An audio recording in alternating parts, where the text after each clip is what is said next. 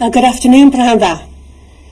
Teachers and all education staff have stepped up in the defence against COVID, and once again I want to say a massive thank you. Diolch o galon.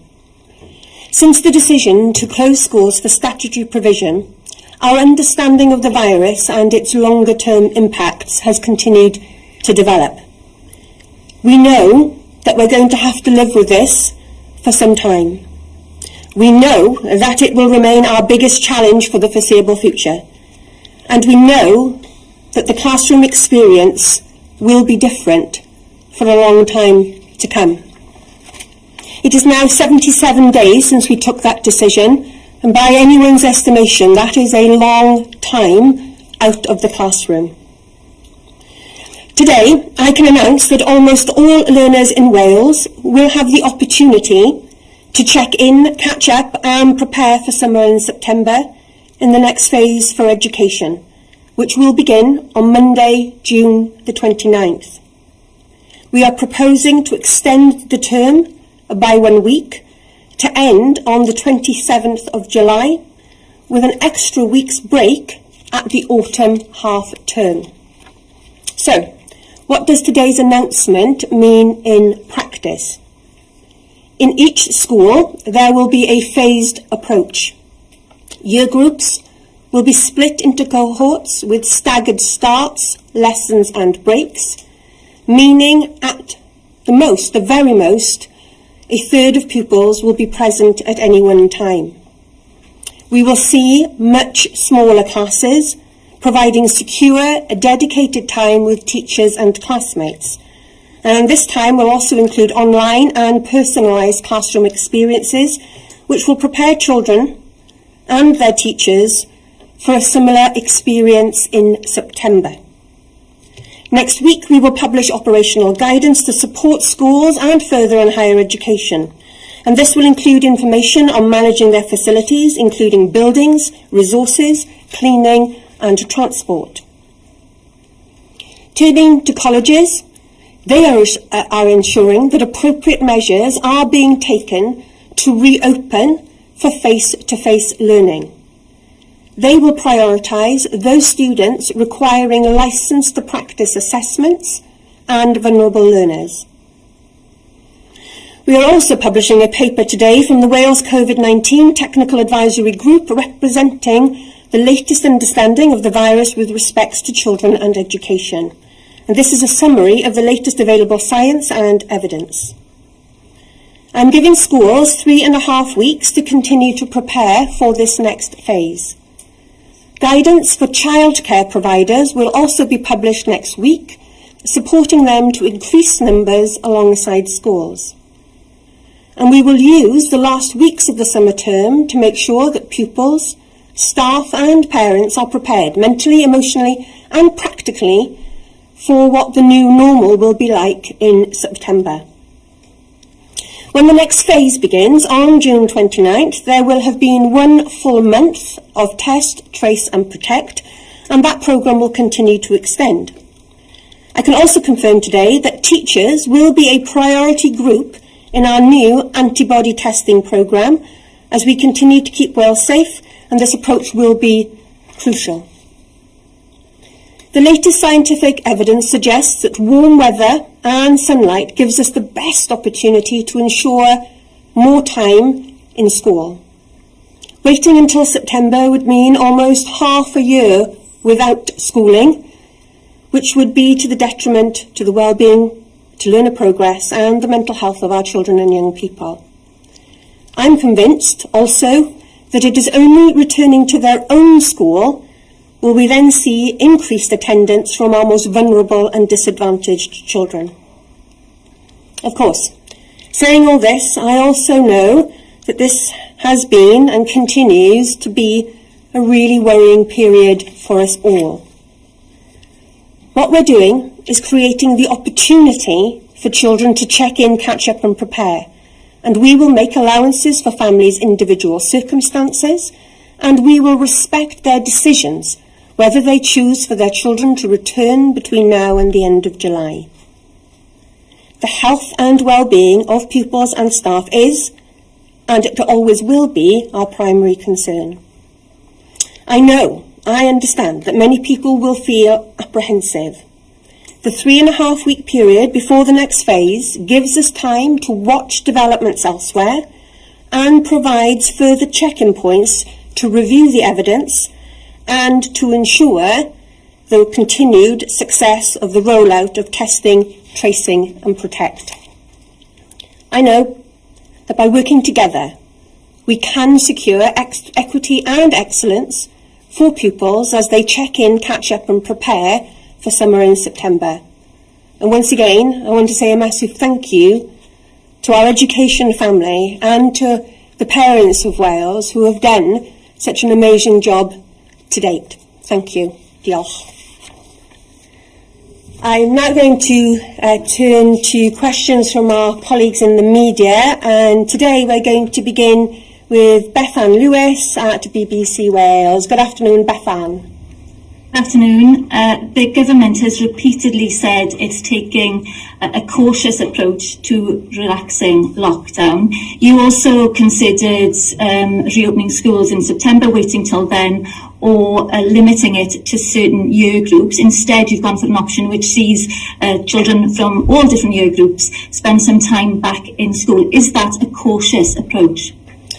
Yes, absolutely. As I outlined in my statement, Bethan, we will be moving very cautiously, limiting the number of children that can be in a classroom at any one time, limiting the number of children that can be in school at any one time, but at the same time ensuring that there is equity and that all children are given the opportunity to check in and catch up and prepare with their teachers ahead of the summer holiday. As I said, we'll be issuing guidance next week, and I have already been hugely heartened by head teachers coming forward with very practical plans of how they can move to this next phase of supporting children and families in their learning. I want to make it absolutely clear, what we're saying today is not a return to how schools operated on March the 18th, when we made the announcement to close for statutory purposes. Also, by doing this before September, it gives us a natural fire break to reflect on those experiences before we go into the next summer term. So I'm satisfied that we have the ability to have more children back in school at this time, to take advantage of the summer months and to do that safely. Thank you. What would you say to parents who may be worried about sending their children back to school and are wondering what is the point of sending them before the summer if they're only going to get a very limited amount of time in school with teachers? Is it a risk that's worth taking? Well, as I said last time I stood at this podium, Bethan, I cannot create a risk-free environment. What we can do is mitigate and manage that risk, and that's what we will do in the next phase. I think for many parents, they will see the value of their children having the opportunity to have face-to-face teaching time in a very small, dedicated group, so that their children can see their teachers once again. They can reflect on their experience over the last number of weeks, that they can have some catch-up tuition in a very small group, and that they can begin to prepare for things that they could be doing over the summer holidays and to prepare for September.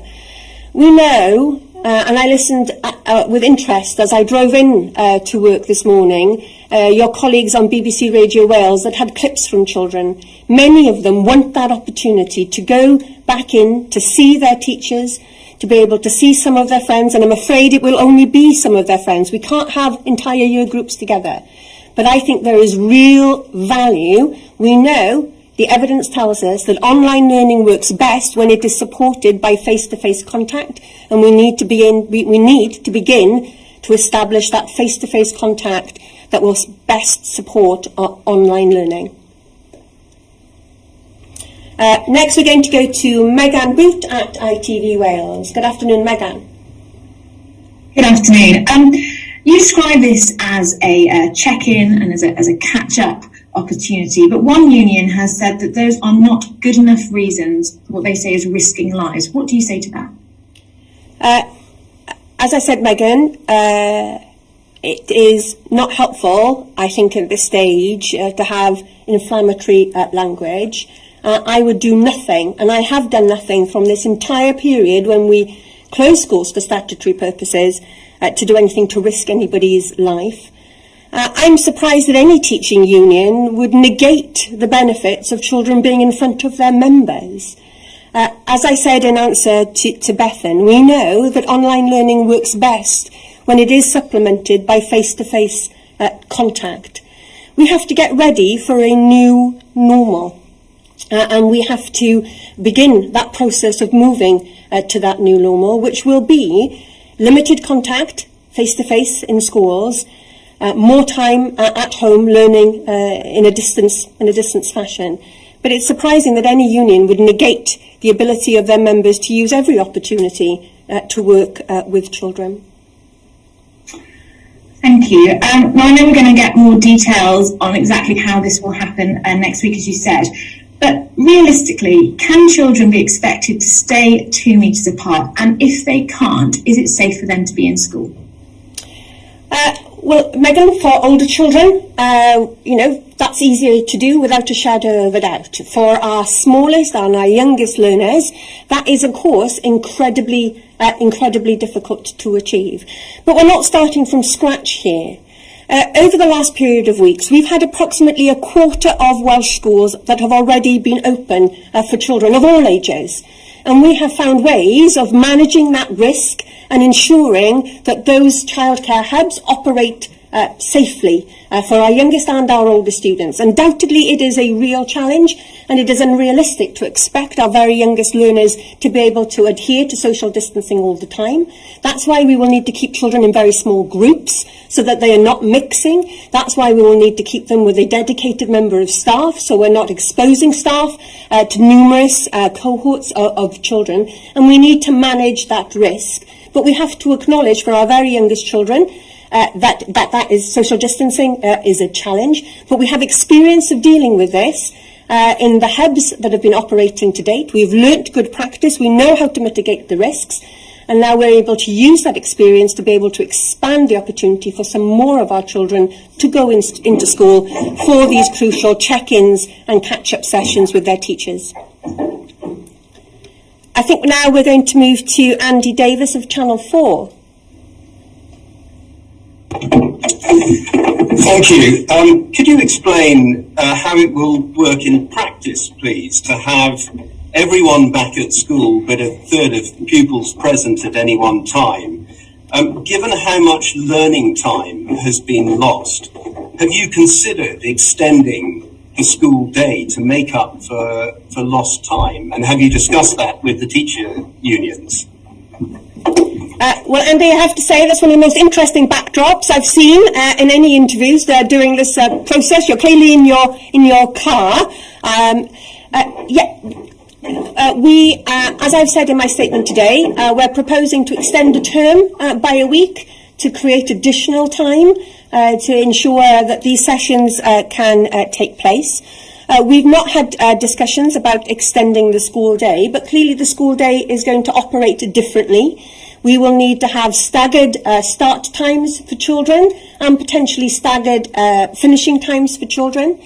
But we're going to work very closely with our local education authorities and our individual head teachers. I have to accept that here in the government, we have to take account of local circumstances. Not every single school is built the same.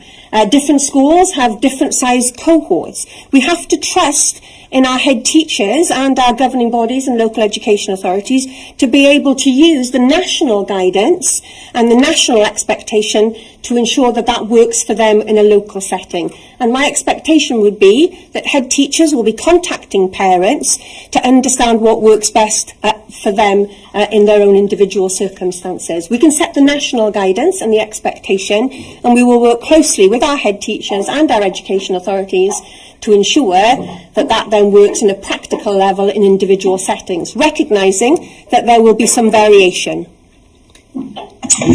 Thank you. Yes, apologies for the backdrop, but the best I could do.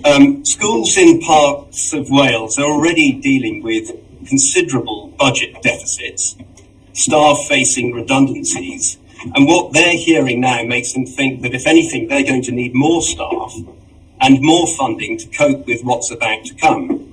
So what extra funding have you calculated that this will require for schools to operate in this way? As I said, I think it's important to recognise that schools will be operating very differently. I don't want anybody to take away from this session this afternoon that we're going back to how things were in March. We will see, for instance, one classroom teacher have that cohort of children spread over maybe a day or a number of days. But we're confident that working with our local education authorities, we can staff these proposals and we will always have, as we always do, a continued dialogue to ensure that the necessary resources are available. We've stepped up to the plate already. We were the first government in the United Kingdom to commit to funding free school meals during the school holidays. We've invested heavily to ensure that our digitally excluded children can have devices and MiFi at home so that they can participate in online learning. And we will continue to work with our local education authorities and councils to ensure that we can operationalise this safely. Can I now turn to Abby, Abby at Wales Online? Just moving on a bit from what's happening right now, I wondered what the situation will be in September. How much will our children be in school in September? Do you predict now? Can you say this early? Will they be spending several hours each day, 1 day a week? Do we know what the situation will be like then? Abby, I don't have a crystal ball, and I simply do not know what the virus will be doing in September. But I have to be clear and honest with parents and professionals. Whilst the rules around social distancing remain with us, we cannot return to education as it was prior to the pandemic. And as I said in my statement, one of the reasons for going back before September is to begin to get used to what will be, I suspect, a new way of working in the new academic year. I hope, Abby, that the science can tell us in September that we can have schools back to normal. But there is nothing to indicate at this time that that will be the case. And we have to find a way of living alongside this virus and ensuring we mitigate against the risks of the virus and find a new way of providing education for our children. But at this stage, it is too early to predict. Okay, so with that in mind, a lot of parents are at home trying to juggle working and teaching their children, maybe don't have all the skills and time to do that. Some independent schools have started providing online lessons. Is that something that the Welsh Government has been looking into, and is that a possibility for our children in maintained schools from September? Some of our schools are already providing online lessons and online sessions, Abby, and the Welsh Government has provided guidance to professionals on how they can do that, safely. What we've seen is incredible innovation at great speed in the Welsh education system. If you can imagine, schools had 2 days' notice before they closed for statutory purposes. And we're seeing new pedagogical approaches develop all the time. But what we do know from the evidence that online learning happens at its best when it is supported by some face-to-face teaching. And that's why we are beginning this blended learning approach now with our check-in sessions as we prepare for ongoing blended learning in the new academic year.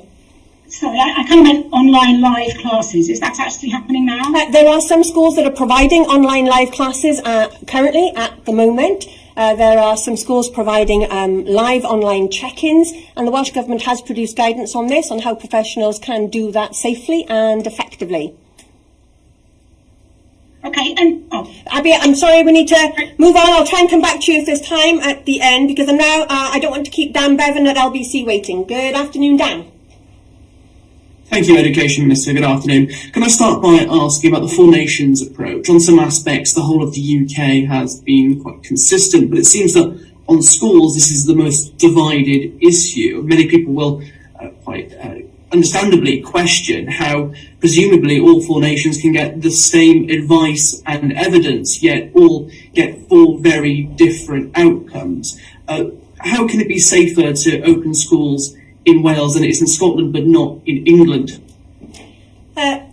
Well, first of all, Dan, we have to recognise that in Scotland, their academic year is different to ours. So actually, the Scottish summer recess starts much earlier than it does in Wales. So they had less time for the infection rates to drop, the hospitalisation rates to drop than we have here. And they have indicated in Scotland, of course, that teachers are in doing some preparation work now, and their academic year will start as normal in August, as is their traditional pattern. In England, colleagues have taken a different approach. It's interesting, in reviewing the independent SAGE advice, the advice to England was that if they delayed more children going back to school to June the 15th instead of the June the 1st start date, that would halve the risk of children contracting the virus. So it halved between June the 1st and a June the 15th start. We're going even further than that by starting right at the end of June. And I want to make it absolutely clear once again that we will use the next 3.5 weeks to carefully monitor all of the science, to carefully monitor the progress of the disease and the efficiency of our test, trace and protect scheme. And if we do not feel that any of those things are are correct or are causing us concern, we will make different judgments. Thank you. And you've already pledged that parents won't be fined if they don't send their children back to school before the summer holidays. But with a vaccine potentially not being available until next year, and with many children living with vulnerable adults or children being vulnerable themselves, can you make the same guarantee for parents and pupils who might not feel that it's safe to return to school in September? I will respect the decision of any parent at this time. And no parent will be fined for making decisions that they feel are best for them or best for their family. And I can also reassure teachers and head teachers that their schools will not be held accountable for the number of children who attend, who choose to attend, or choose who not to attend. Let me make this very clear. We believe that those children who are in receipt of a shielding letter themselves, and there are approximately 4,000 children in Wales under the age of 16, not all of whom are of school age, who are in receipt of a shielding letter, they should not return to school or use the opportunity of these check-in sessions, and they will continue to be supported by their schools in different ways. There are 14,000 children in Wales whose parents are in receipt of a shielding letter, and there is no expectation that those children should participate in the check-in and catch-up and prepare sessions. And again, our expectation is schools will support those children, and they should not be disadvantaged because either they or their parents are in receipt of a shielding letter. Teachers in receipt of a shielding letter, there is no expectation that those teachers will return to work at this time. Apologies, Minister, but is that a commitment that in September parents won't be fined for not sending their children to school? Well, I have no plans at this stage. We will, as we move forward in this pandemic and as we establish a new normal for education in Wales, we will constantly review guidance. But at this stage, we have no plans to fine parents for not sending their children into school. We will respect parents' decisions, and I know that they will do what is right for them and their children. What we're offering today is the opportunity for children to check in, catch up and prepare if that's what a parent feels is right for them and their child. If we now move on to Tom Magner. Tom? Thank you very much indeed, Minister. You've given quite a detailed answer to Dan in that previous question about fines. Can I make this a little more practical? I know you're going to publish guidance, you said that earlier, but when schools reopen, what in more practical detail do you say to parents and carers of children with special needs if they go back, like, for example, on protective distancing? Well, thank you very much for that, Tom. You're quite right. We will be producing operational guidance next week for schools. And again, we will respect the needs, the wishes of parents who feel perhaps their child should not return at this stage, and they will not be penalised for that. But what we do know from many parents whose children have some form of special educational need, they have not been able to avail themselves of the services of the hub. So even though those children have an entitlement to attend a hub, often because that is a school environment which that child is not familiar with, often because the staff in those hubs, by the very nature of them, rotate all the time, and therefore there is a lack of continuity of staffing, many parents have felt that their children can't cope in the hub scenario, even though they're entitled to take up a place. In this scenario, children will be returning to their own school, a building that they are familiar with, staffed by people that they are familiar with. And I think, and I'm convinced that many parents of some of our most vulnerable children will only decide to send their children back when it's to their own school. And we are availing them of an opportunity to do that now. And secondly, if I may, Minister, on the issue of protective distancing, viewers are telling us, and indeed I've checked this out for myself, that at least one brand of supermarket and one brand of chemist don't seem to be able to measure and mark out 2 metres. This strict rule seems to vary between 1.4 metres and 1.8. And when I've challenged them on it, they say, well, we're doing our best with our space. So how can our audience, particularly the vulnerable members, be sure that each and every school knows how to measure out 2 metres, for example? Well, you're absolutely right. We will need to make sure that children are socially distanced and schools are prepared for that different way in which their buildings will be used. That's why we're giving schools 3.5 weeks to prepare, so that we can get those buildings in an appropriate way ready for more children to be attending. And I have every confidence in Welsh teachers to be able to accurately measure 2 metres. Indeed, that's a good learning opportunity. The children can check perhaps when they get there. It's a good numeracy opportunity. Now we'll turn to Andrew Nuttall at the Leader. Andrew. Thank you. So we've had several concerns raised by parents up here in North Wales of any sort of potential return to school locally, even with these sort of new guidelines. They've seen restrictions eased across Wales in various other ways. Despite our health board here, Betsy Cadwallader, reporting one of the highest numbers of deaths to date. The latest record that we've had shows that sadly 270 people here have died because of the virus, and we've had dozens of new infections confirmed here daily. I think my latest sort of number crunching shows that in the last month in May we've had just shy of 1,500 confirmed infections, obviously because we're having a bit of a later peak here in North Wales. So what concerns can you say to parents that would help ease these concerns that they're having? Well, firstly, can I say, Andrew, I would wish to take this opportunity to express my sincere condolences for those families that have lost a loved one in North Wales during this crisis. There isn't a part of Wales that hasn't been affected. What I would say to those parents is, first of all, we are taking a further 3.5 weeks before offering this opportunity for check-ins.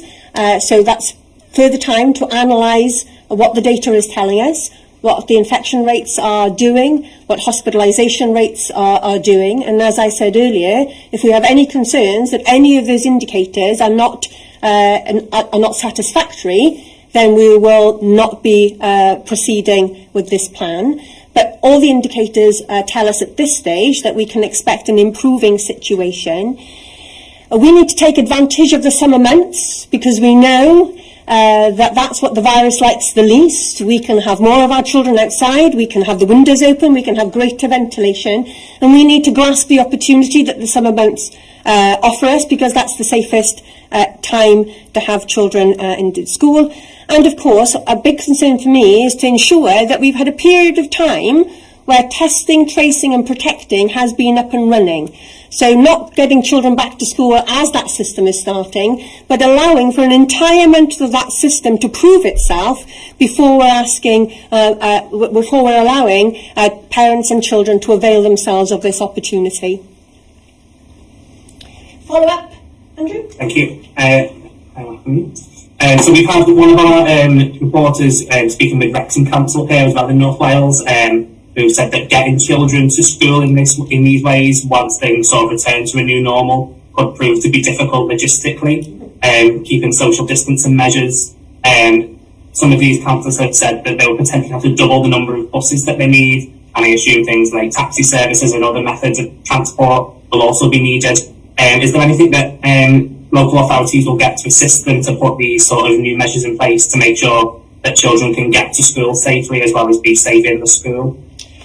Well, first of all, can I say I'm very grateful to our local authority colleagues, the length and breadth of Wales, who are working closely with us, especially the leadership of the Welsh Local Government Association.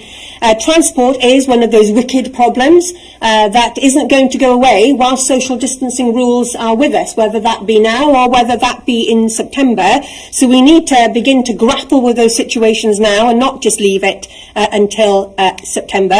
As I said earlier, there will be guidance issued next week, and that will specifically have a section on transport, and we're working with local government colleagues who commission and buy that service for their students so that we can make that as safe as we possibly can. Although I would say to parents, those of whom perhaps will have the opportunity to walk, scoot or cycle safely to their local school, then obviously those active travel measures is the perfect way to travel to school, but recognising that for many families school is a considerable distance away and they are reliant on council transport or public transport. But guidance next week.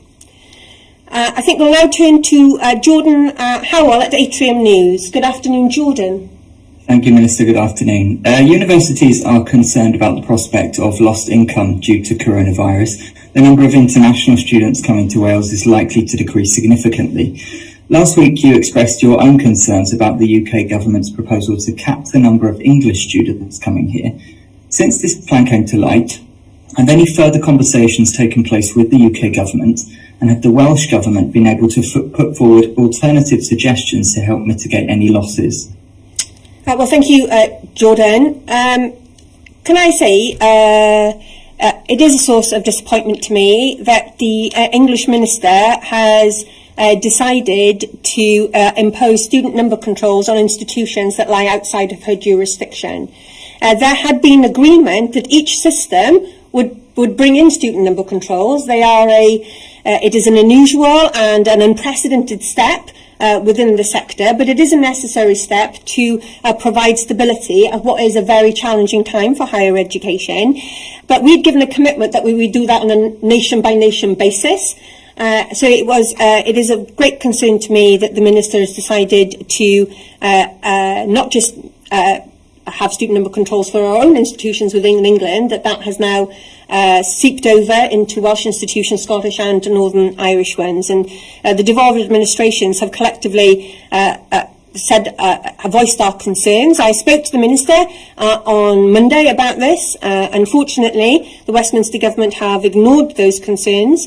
We're consulting with our Higher Education Funding Council about how student number controls will work here in Welsh institutions. That finished on June the 1st, and we will be making an announcement shortly of how we intend to proceed in this regard. So I've got no issue with the principle of student number controls, but each nation needs to trust each other to get those right, and we don't need to be encroaching onto other people's institutions. Thank you. And on returning university students, across Wales, many are currently in limbo, with some debating a deferral over a significant period of remote learning. What would you say to reassure them that remote learning will not give them a disadvantage over the normal teaching methods they may receive, especially for practical courses? And would you urge all Welsh universities to confirm their plans for teaching as soon as possible? Well, as I said in my statement earlier, we will be publishing guidance for both, not just schools next week, but also for FE and HE.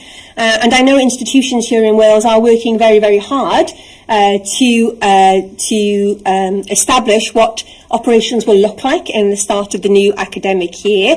I think it is inevitable, and we've already seen some announcements from some of our institutions, that there will be a blended learning approach, perhaps with larger lectures being held online and therefore limiting the number of people that gather in spaces within the university campus, and focusing on small group face-to-face teaching. It's very clear that whichever part of the education sector we're looking at, there has to be new ways of working, but the education sector can be really innovative. We've seen that already during this crisis, and I expect that that innovation will continue, whether that be in schools, colleges or in universities. But I think it is right, it's only fair for students or prospective students to know what their experience is going to look like. And I know universities are very keen to be explicit as quickly as possible so that students know what the new academic year will look like for them. That brings our questions to a close this afternoon. Can I thank you once again for taking the time and trouble to be with us this afternoon. Good afternoon.